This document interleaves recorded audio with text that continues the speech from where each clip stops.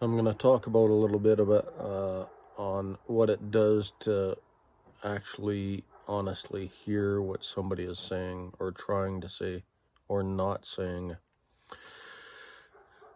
I've got a couple examples, and this is all rooted in what Chris Voss teaches, master negotiator. He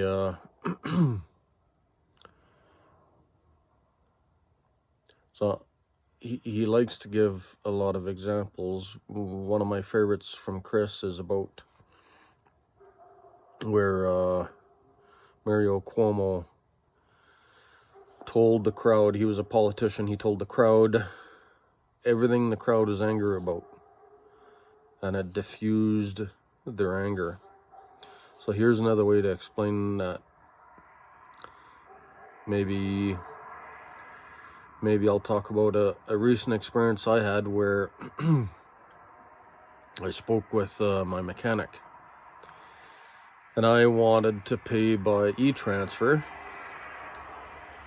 and I could hear his tone change, and that's what Chris says to look out for is just any change in affect, whether it's body language, whether it's tone, pitch, pacing.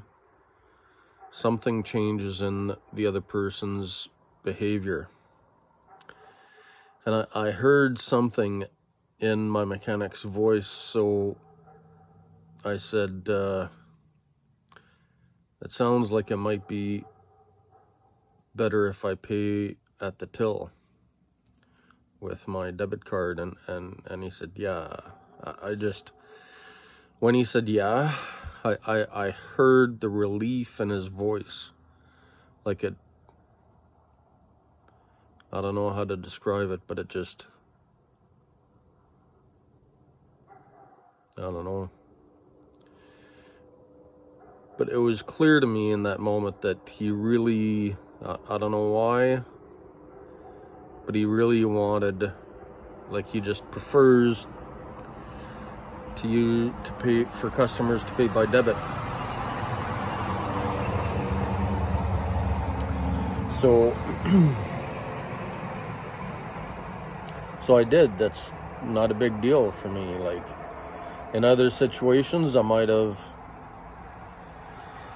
but in this case, like, there's no skin off my back. I just obliged, made him happy. And so next time it might be easier for him to deal with me, like in a similar way. Just, you know, I might be a better customer just because I listen to what's not said. And so now I'm gonna give two more examples. One of my favorite former CIA spies, John Kiriakou. I've studied John especially for what he talks about the cold rooms, torture chambers, where prisoners are brought into a room that's chilled and they're sprayed with water once in a while, and the reason he's famous is because he was whistleblower, exposed the CIA for killing people by this torture chamber in this cold room. Just traumatized people to death. The brain just shut down. And so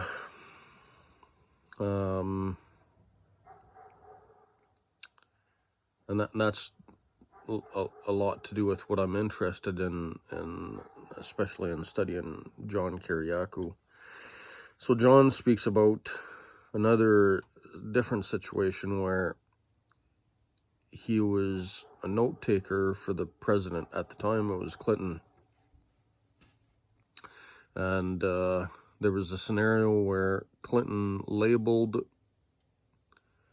other people's emotions. Two situations where John talks about he witnessed or was aware of. The first he gives is, and I'm going to reference the Monica Lewinsky affair.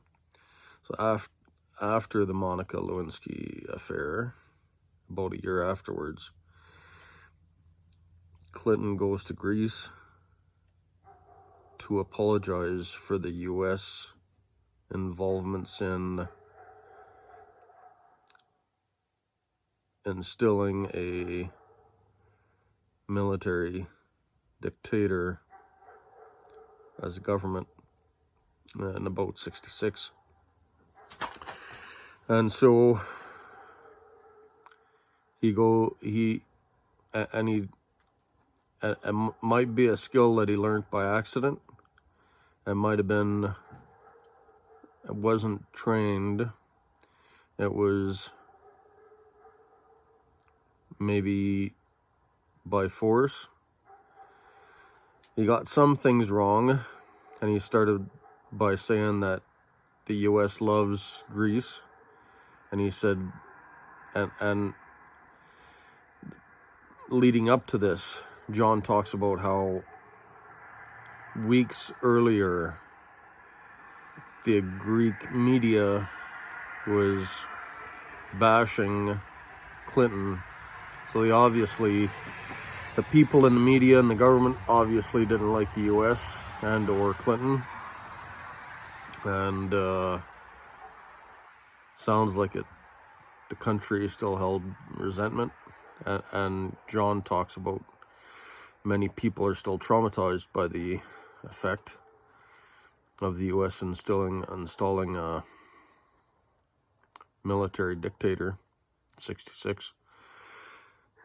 So Clinton's mistake is untrained mistake is that he says the Greeks love the U.S. What's important is he goes on to say that Clinton goes on to say that we owe Greeks philosophy, science, math, language,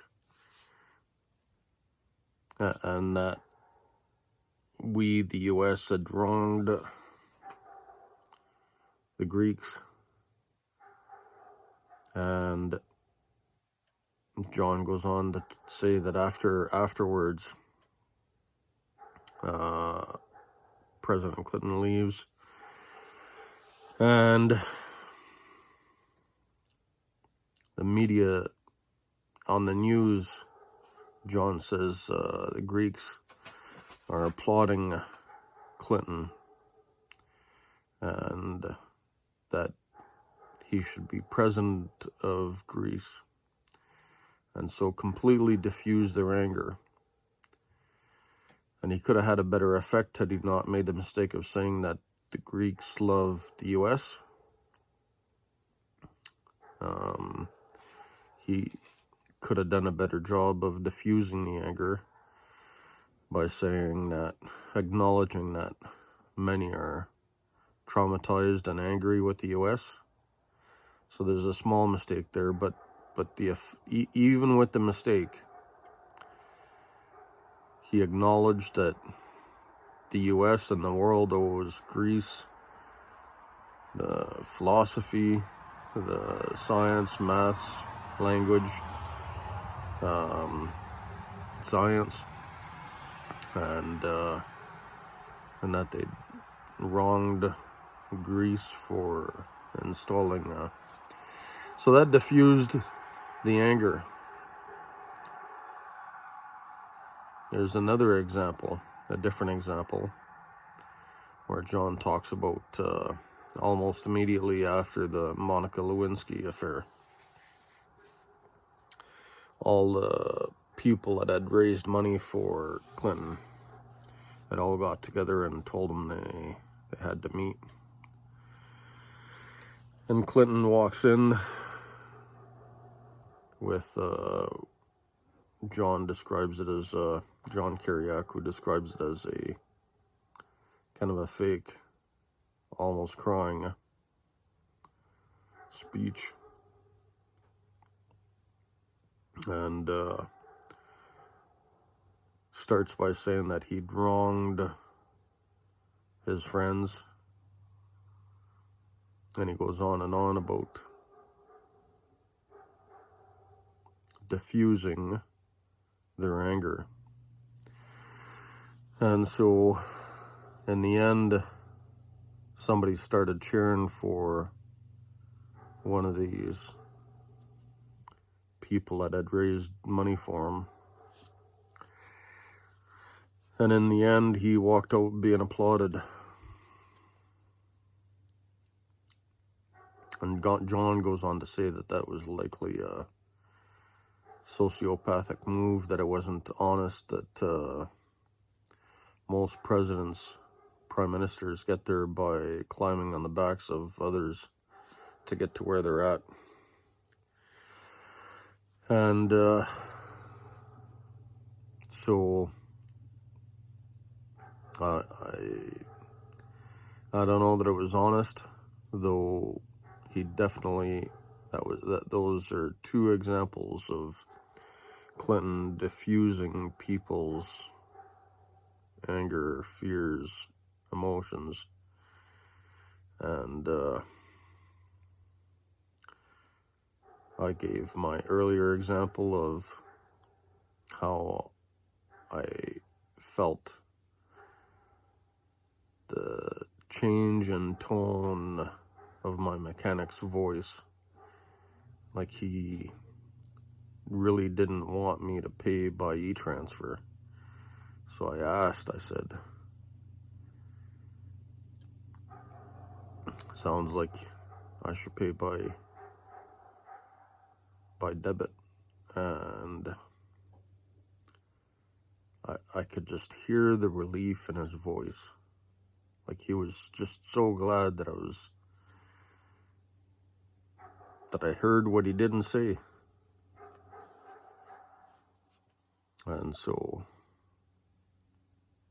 that might make me a better customer, just for listening to what he didn't say, just hearing the change in his tone of voice. And so, like Chris Voss says, to label people's emotions, negative emotions, that is 9 times more powerful than a positive. So, an easy example everybody can do, everybody see it every day, with the Coffee Barista, Restaurant Hostess. Everybody wears our emotions on our face. When it looks like somebody's had a bad day, I label it, and they get a smile. 99% of the time, 97% of the time, when somebody's had a bad day, they get a smile. They're happy, I acknowledge them. And if it looks like they're bland, like I'm not sure if they're had a bad day or a good day, I'll say it looks like you're exhausted. And they get a great big smile. And if it looks like they're happy, they get an even bigger smile. Just for labeling what it looks like, sounds like, seems like, feels like.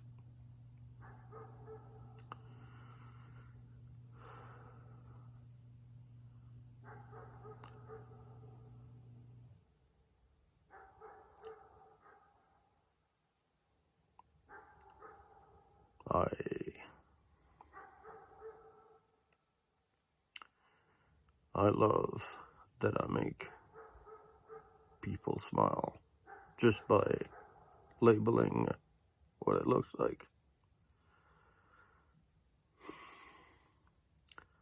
It seems so simple to do with the Coffee Barista, Restaurant Hostess. just label what it looks like in it, and even if they had a bad day, they get a great big smile.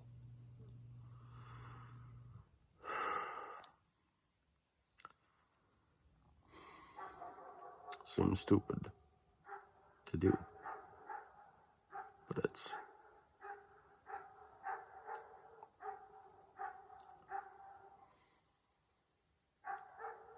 anyway. Have a good night. You've had a long day. As have I.